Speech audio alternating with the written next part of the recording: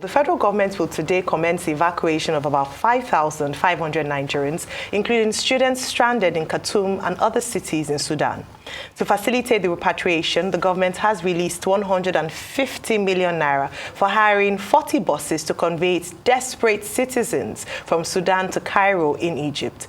The chairman of the Nigerians in Diaspora Commission, Abikadabiri Erewa, confirmed on Tuesday that the payment had been made, noting that the evacuees would take off on Wednesday morning, that's early this morning. Also, Nigeria's leading airline, Air Peace, has also expressed urgent determination to evacuate stranded Nigerians from Sudan at no cost. Joining us on the show this morning to discuss the evacuation of Nigerians stranded in Sudan is Onyema, Chief Executive Officer of Air Peace. Welcome to the morning show. Well, quickly, when we had issues in South Africa, you have to evacuate Nigerians. When there was COVID, you have to evacuate Nigerians from India and elsewhere.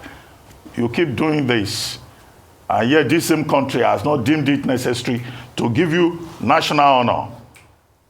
What motivates you? Now you are saying you want to help Nigeria evacuate people from Sudan. On this program last week, Professor Bolaji Akinyemi said, I look forward to Onyema helping to evacuate Nigerians, but they have to pay him. What motivates you to keep giving?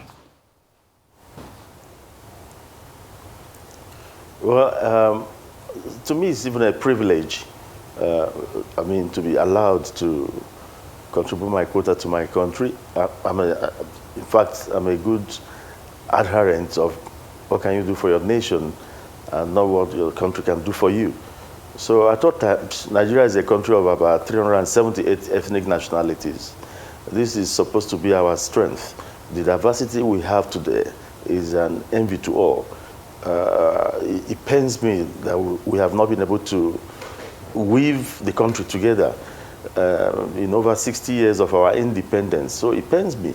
So whatever I have to do to encourage people to come together, to promote unity and at the same time encourage broad nationalism as against ethnic and religious nationalism which we have in this country. That is why I do it. I do it because I love this country. I believe we could be better than what we are having now. 378 ethnic nationalities. This is a source of strength. Meanwhile, we are not harnessing that. Instead, this blessing God has given us has become an albatross of a kind, and it pains me. So at all times, I like using my God's given blessings to see how I could help my country. It's not about evacuation alone. I laid down my life in the Niger Delta for this country. To me, to date, that is my greatest service to this nation, because Boko Haram would have been a child's play. But I laid down my life and got Niger Delta sorted, and today everybody's enjoying. People have forgotten all that.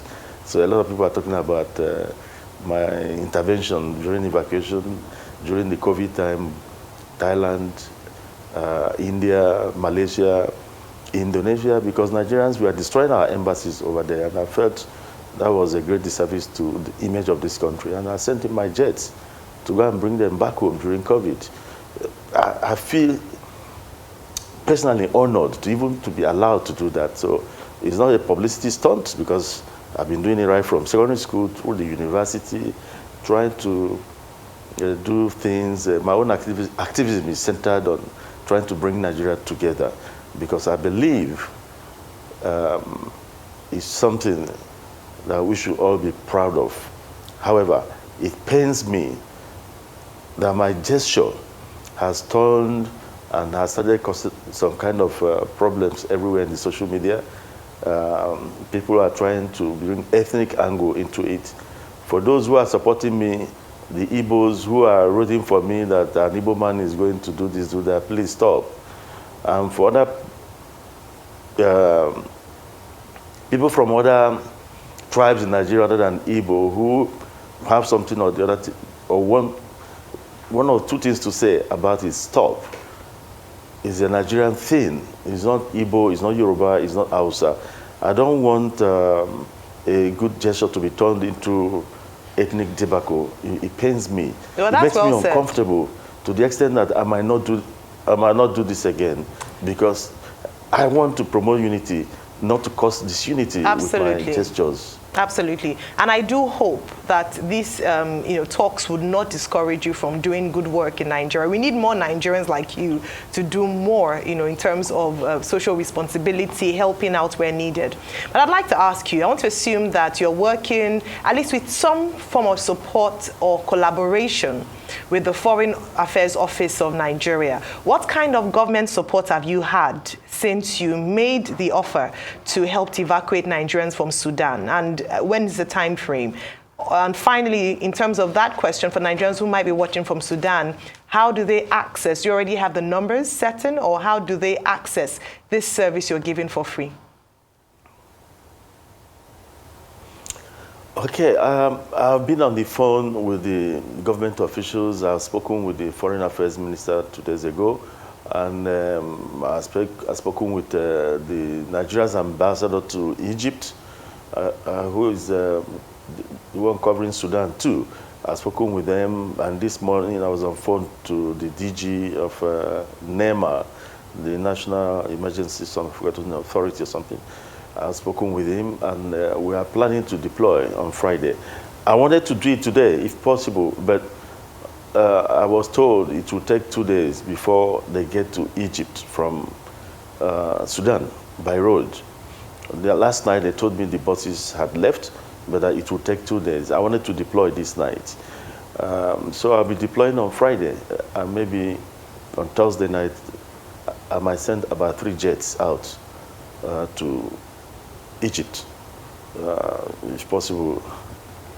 I just pray no country will delay us with overflight permit issues, so that we can get there on time and start moving our people immediately. I may send in about 3 planes at a time.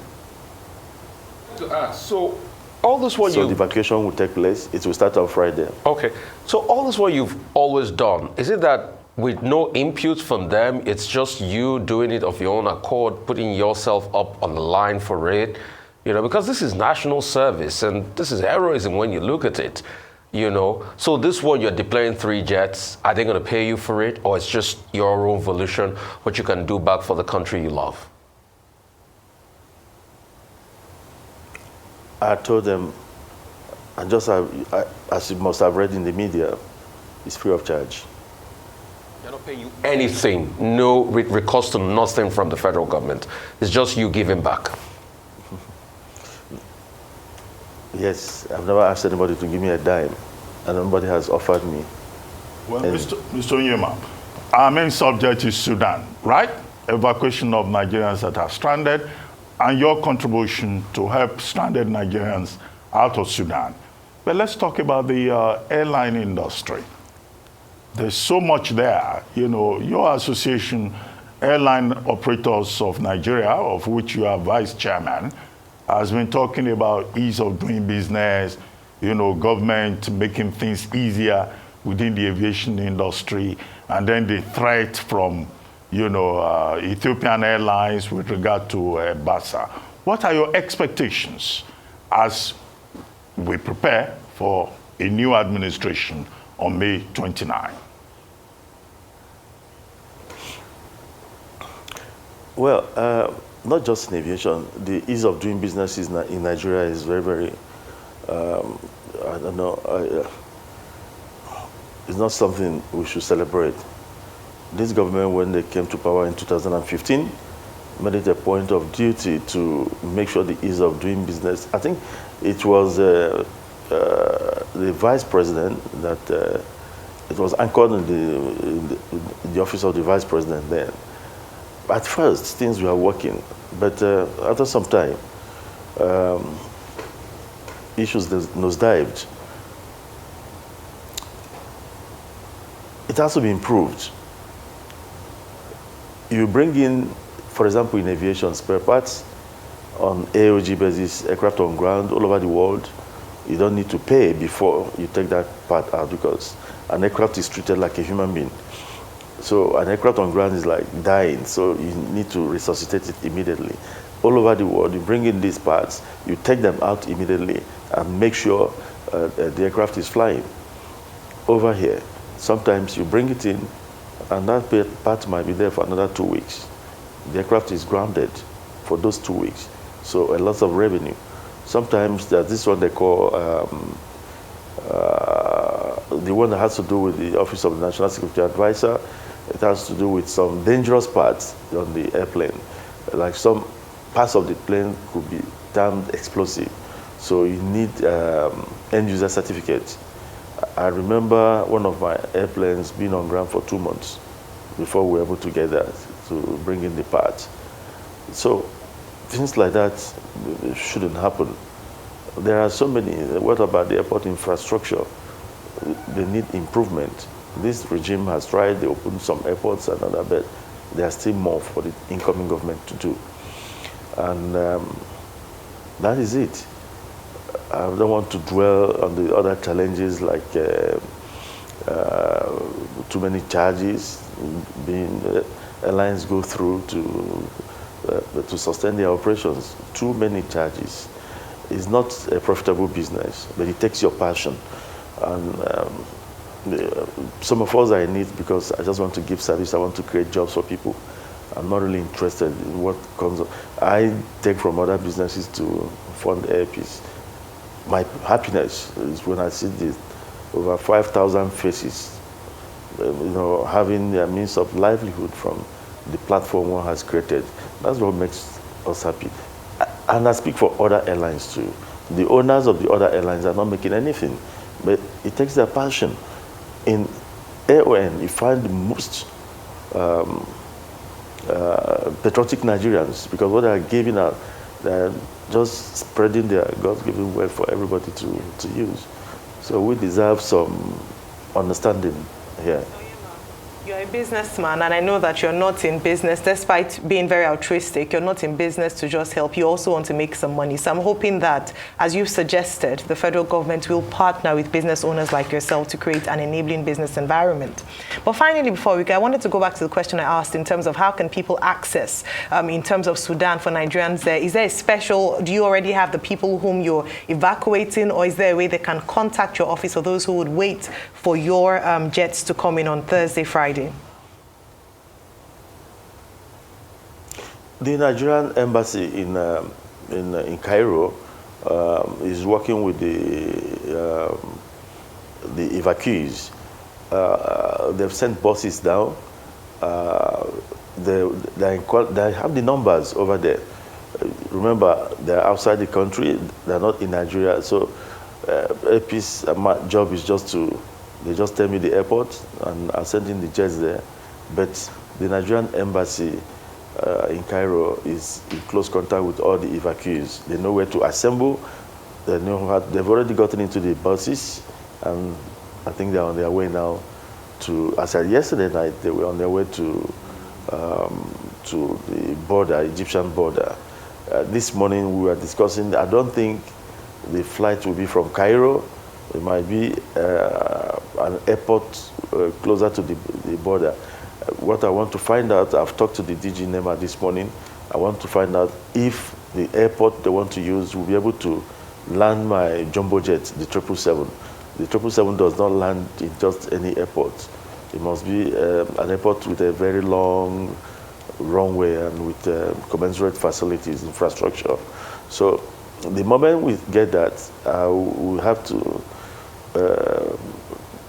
go to the press and announce that. For now, their contacts will be with the Nigerian mission in Cairo. Thank you very much, Mr. Allen Onyema, founder and chairman of AirPeace Airline, for joining us on the morning show.